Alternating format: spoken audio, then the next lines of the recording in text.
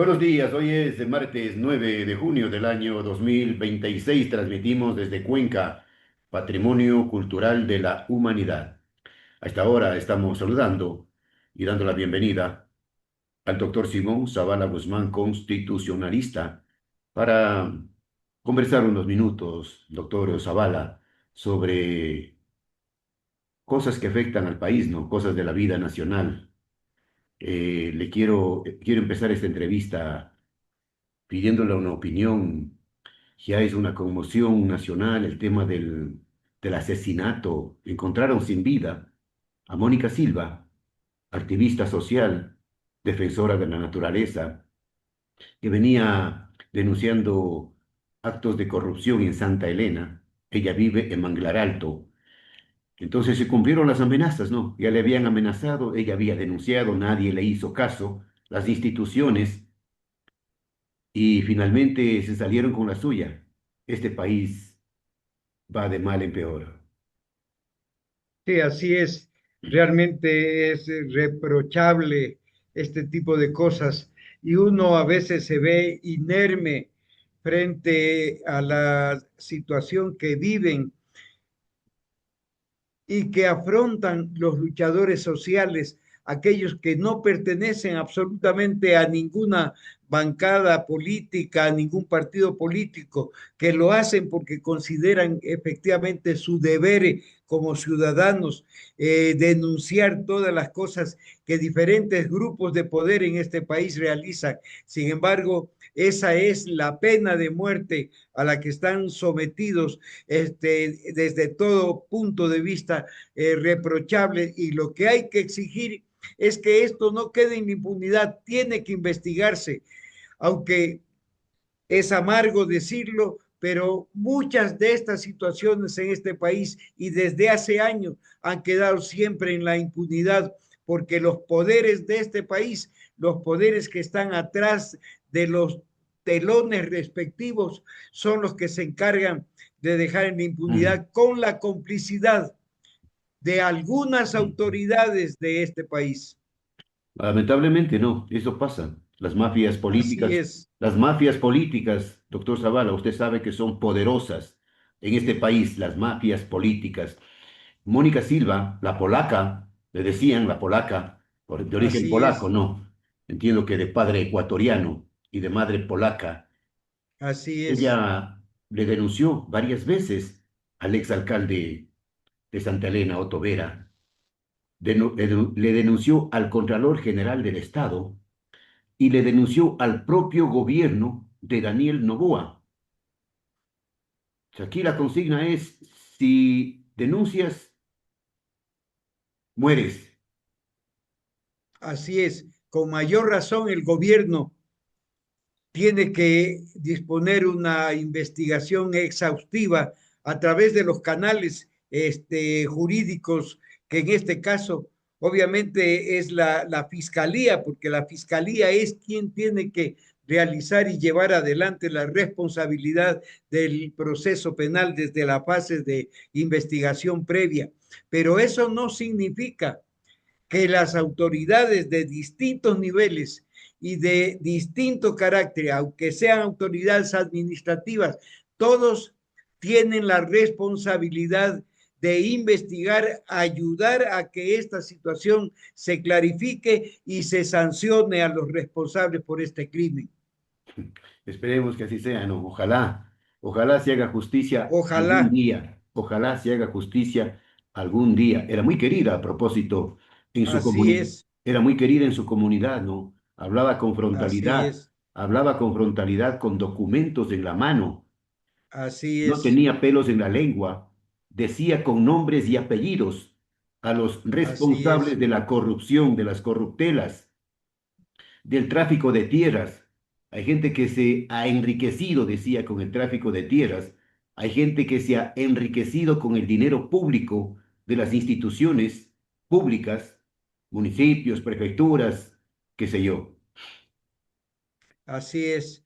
Realmente cada vez que uno regresa los ojos a este Ecuador profundo y amargo, siente una desazón terrible porque ve que de alguna manera los esfuerzos que la gente honesta, correcta de este país hace, tienen este tipo de consecuencias y finalmente hasta mueren, no solamente por la causa, no solamente por defender principios ciudadanos, no solo por defender derechos, sino porque defienden también una institucionalidad que debe existir en este país, proba, limpia, incorruptible.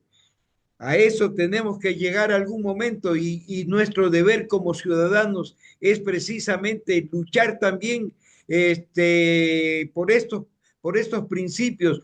No basta la solidaridad frente a un hecho de esta naturaleza para sus familiares, para la comunidad, sino que creo que es deber de todos los ciudadanos ecuatorianos luchar precisamente para que algún momento esta sociedad que vivimos actualmente y que se la vamos a dejar a nuestros hijos, a nuestros nietos, a las próximas generaciones, sea una sociedad limpia, honesta, correcta, con principios morales, con la escala moral que existía y que todas estas mafias políticas que han manejado este país se han encargado precisamente de enterrar para establecer otro tipo de escala de valores que tienen que ver naturalmente con el hecho de inclusive asesinar a los contrarios políticos o a los ciudadanos que denuncian estas ilegalidades, irregularidades y estas fechorías. Bueno, no le brindaron definitivamente la protección necesaria, no, le dejaron a la deriva, a pesar de que ella hizo denuncias serias, puntuales, con nombres y apellidos, pero sin embargo nunca le brindaron protección. Así es este Por país. esa razón se hace necesario que también establezcamos responsabilidades respecto de aquellos que no le escucharon y no le brindaron la protección debida. Bien, que descanse en paz Mónica Silva, la polaca. Y hay que decir gracias, Mónica, por toda esa lucha emprendida en defensa de la naturaleza, en contra de la corrupción. Que descanse en paz. Así es, y porque es un ejemplo para la ciudadanía. Doctor Zavala, cambiemos de tema y hablando de justicia, usted hizo una comunicación, una carta dirigida a la nueva presidenta del Consejo de la Judicatura, en donde hacía algunas sugerencias, algunas observaciones con el fin de mejorar el tema de la función judicial. ¿Podría resumirnos cuáles son esas propuestas y en dónde está fallando y cuál sería el camino? Gracias, señor licenciado. Mire, lo voy a resumir de la siguiente manera.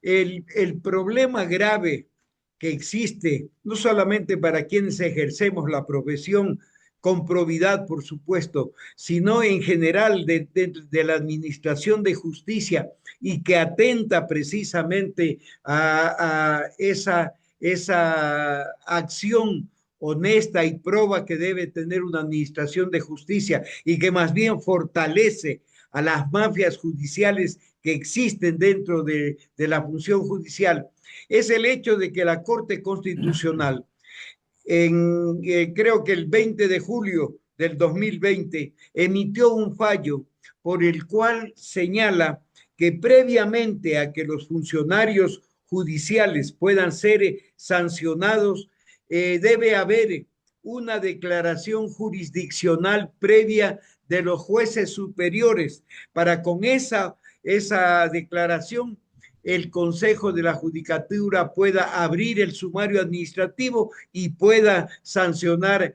a los jueces, fiscales y demás operadores judiciales.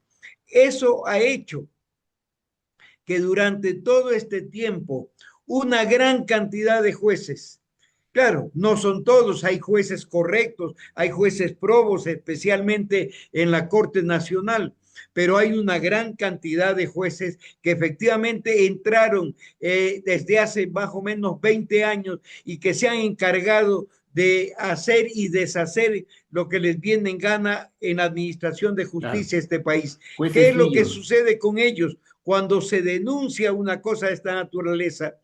El Consejo de la Judicatura tiene que nombrar una comisión de jueces o una sala de jueces para que esos jueces estudien la denuncia, el caso y emitan una decisión en el sentido de si procede o no procede el enjuiciamiento administrativo para la sanción. Entonces ahí viene el espíritu de cuerpo, porque todos son amigos, porque todos se conocen.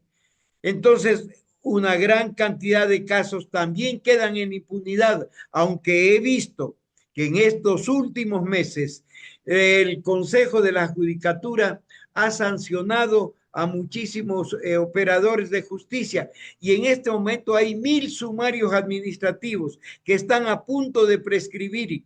¿Por qué? Porque de alguna manera con toda ese tempestuoso con vivir del Consejo de la Judicatura por todo lo que ha venido ocurriendo anteriormente, esos procesos quedan de alguna manera paralizados y están a punto de salvarse una cantidad de operadores de justicia que deben ser sancionados y sacados de la función judicial.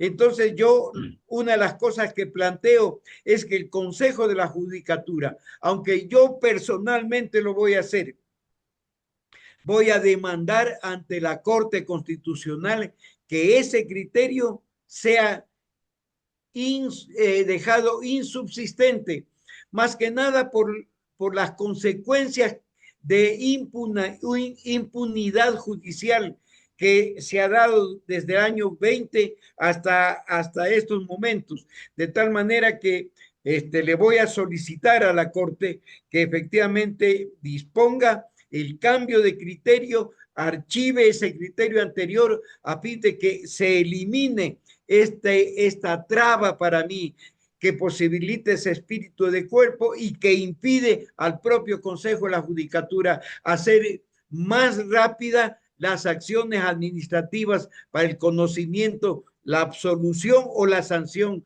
de los operadores de justicia. Esa es la primera cosa. La segunda cosa, el problema de este país y de la administración de justicia es que se requieren recursos económicos y recursos humanos. ¿Qué es lo que pasa en este momento? No hay jueces.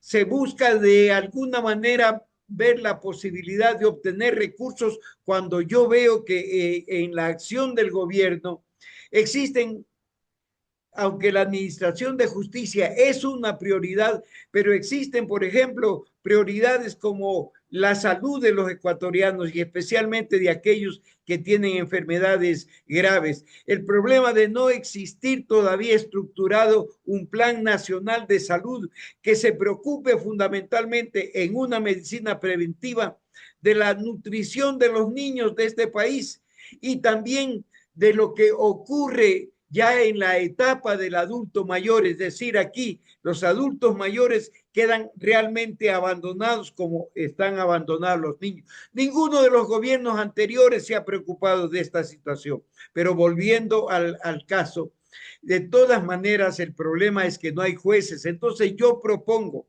como no hay recursos económicos para poder montar nuevas oficinas y toda la infraestructura administrativa que se requiere, que se establezcan jueces temporales hasta cuando puedan haber los recursos para que trabajen en el horario de 5 a 10 de la noche, pagándoseles naturalmente lo que significan las horas suplementarias, pero sí pueden ocupar los mismos escritorios, las mismas oficinas que tiene el juez y los operadores de su juzgado desde las 8 hasta cuarto para las 5 de la Sí, tarde. De esa, pero no hay recursos, pues, doctor.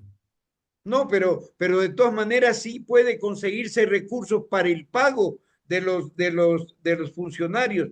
Lo que se evitaría en este momento es gastar dinero en montar o comprar un edificio, montar oficinas, comprar todos los implementos que se requieren, máquinas, computadoras, teléfonos, etcétera. Que eso, si sumamos en términos de millones de dólares, realmente es una cantidad muy alta. La segunda cosa, tiene que ver con la cantidad de causas que están represadas y que efectivamente no pueden salir precisamente porque no hay los recursos humanos. La tercera cosa es que tiene que el Consejo de la Judicatura hacer una auditoría de los fallos de los jueces, especialmente de primero y segundo nivel, para poder establecer si efectivamente han actuado el derecho. correctamente dentro del plano de lo jurídico y sancionar a aquellos que no lo hayan hecho, porque allí está una situación sumamente grave, porque el perjuicio no es solamente en sí mismo a la administración de justicia, hay siempre alguien que pierde, y si pierde precisamente porque un juez está del otro lado, de la otra parte procesal, porque ha recibido coimas, eso es una pérdida grave para esa parte procesal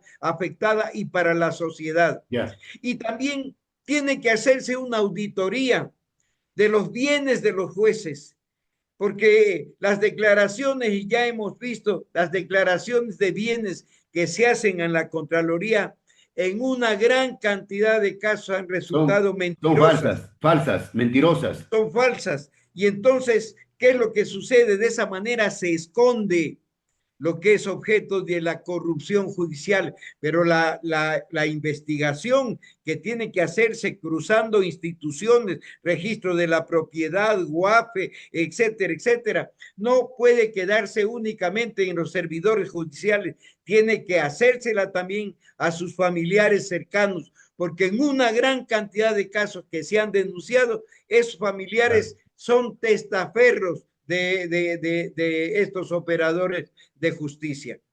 Ahí está el caso, Entonces ¿no? Siga, siga, yo doctor. creo que de esta manera se puede de alguna forma ir en un plan inmediato, mediato y a largo plazo para que el Consejo de la Judicatura pueda realmente hacer una labor eficiente.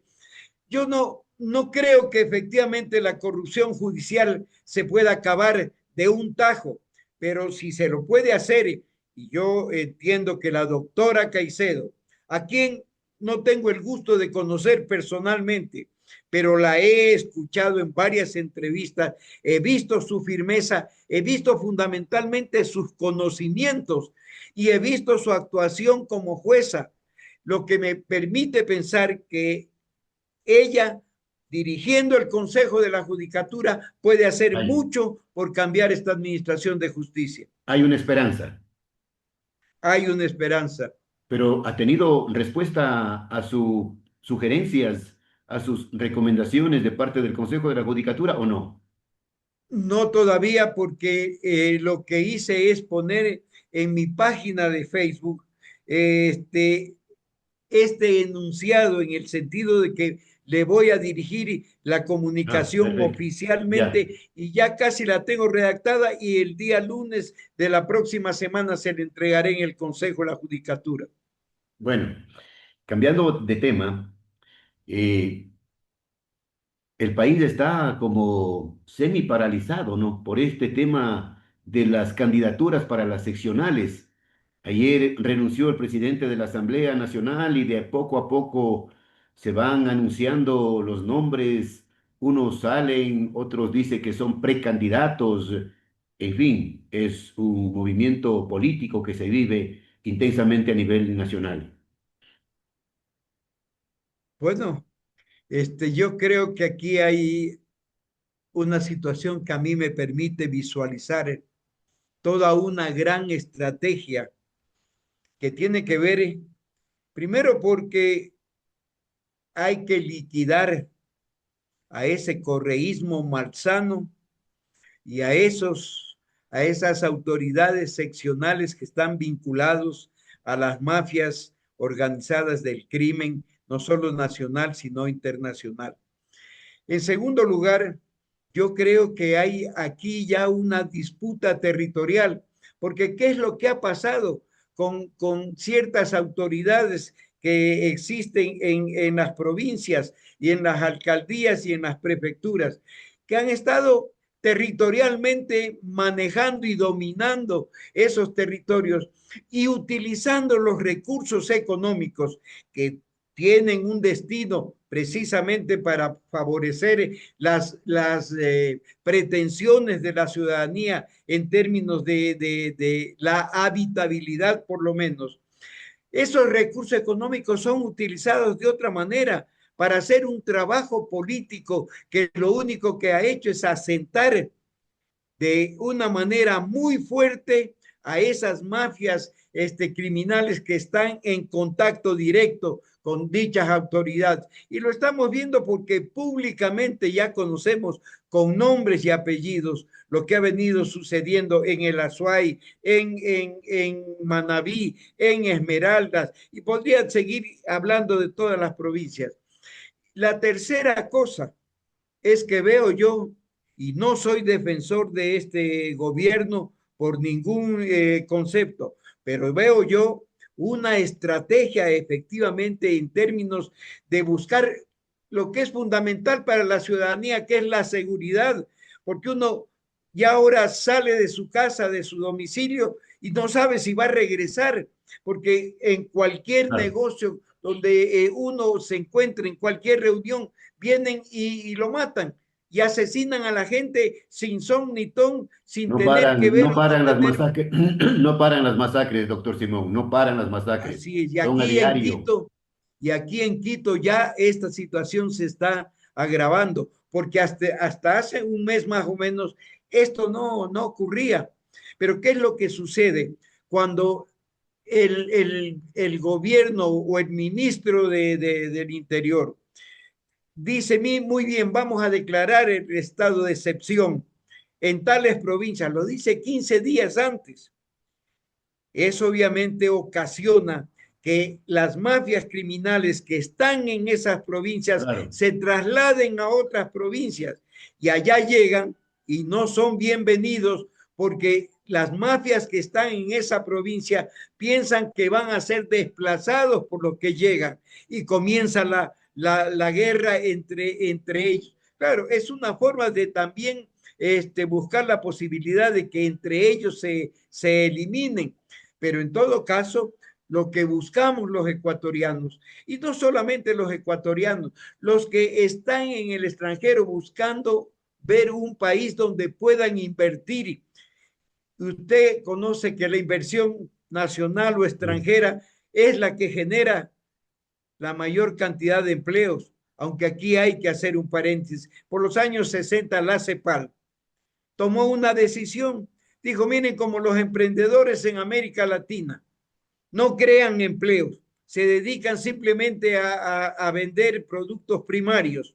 Entonces el Estado tiene que cubrir esa situación y tiene que generar empleo a través de qué? A través de los burócratas y a través de empresas públicas que de alguna manera en el caso del Ecuador no han sido pues muy exitosas que digamos. Ahí tenemos el ejemplo de Petroecuador, por decirlo de alguna manera. Claro, claro. Entonces, lo que necesitamos fundamentalmente es la seguridad y concomitantemente necesitamos lo referente a la salud, lo referente a la generación de empleos, lo referente a la inversión. Es decir, algo que debe ser paralelo a esta situación eh, eh, eh, como un gran plan del futuro de este país. Hay que hacer una revolución educativa,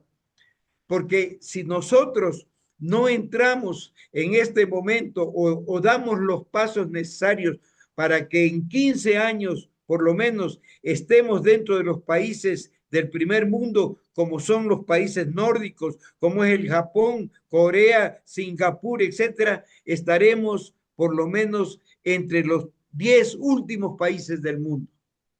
Bien, ya para terminar, doctor Zavala, hablando de la corrupción, de las mafias políticas, ayer aquí en Cuenca, la fiscalía descubrió un troll center, un troll center. Supuestamente con personal, manejado con personal, dinero y recursos de una institución pública. Qué bárbaro. Un troll center, claro, para enviar mensajes atacando a los opositores y llenándose de glorias. Así He estamos, visto, así he visto estamos. lo que ocurre en la ciudad de Cuenca y realmente debo decirle con la mayor entereza que felicito su actuación como periodista, como ser humano y como un luchador social, porque veo todas las opiniones que usted emite, las denuncias que hace respecto de esa situación del municipio de Cuenca.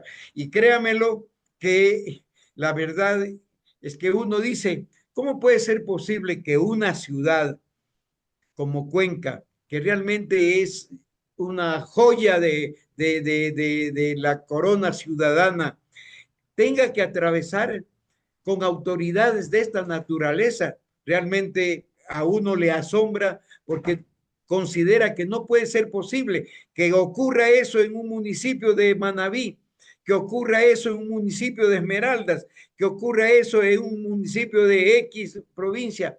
Quizás ya estamos acostumbrados a verlo, pero en una ciudad como Cuenca eso me parece que es inconcebible y por eso considero que lo que usted señala es una cosa en la que los ecuatorianos tenemos que poner también el ojo, porque no podemos perder a esa ciudad precisamente por este tipo de cosas. ¿Cómo puede haber un troll center con recursos públicos, con mensajes para atacar a los opositores, para mentir y para falsear la verdad informativa?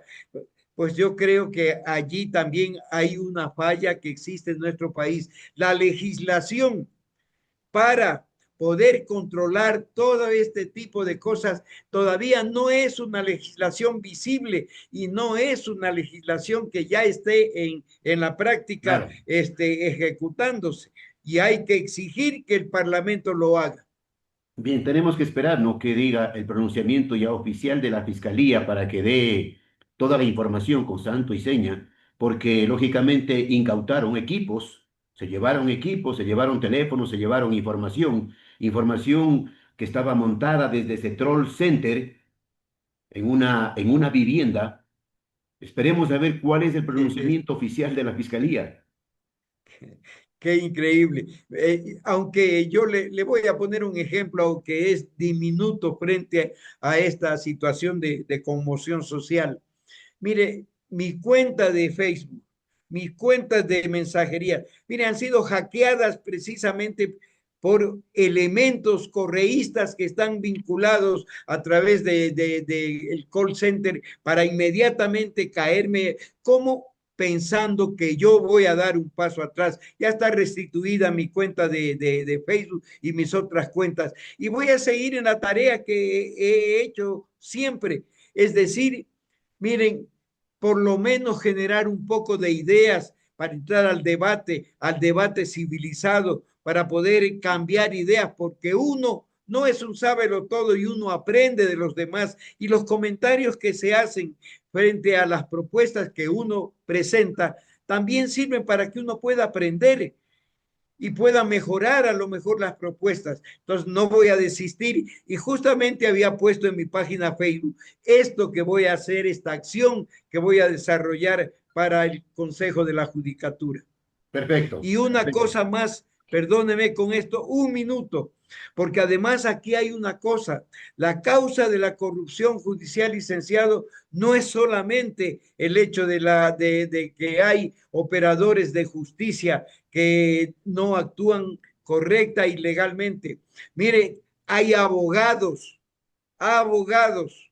que trabajan en la institucionalidad pública y que van a defender en las audiencias cosas que son inconstitucionales, ilegales. ¿Por qué? Por mantenerse en los cargos, porque además ni siquiera aquellos que están actualmente dirigiendo esas instituciones son los que estaban anteriormente, que son los que precisamente deben responder por todas estas cosas, especialmente por el decreto 813, con el cual el señor Correa, violando la Constitución de la República, violando la Ley de Servicio Público, reformó el reglamento de la Ley de Servicio Público para instituir la compra de renuncias obligatorias, y por esa razón salieron 50,000 empleados públicos echados a la calle, unos con la policía, otros a la fuerza, etcétera.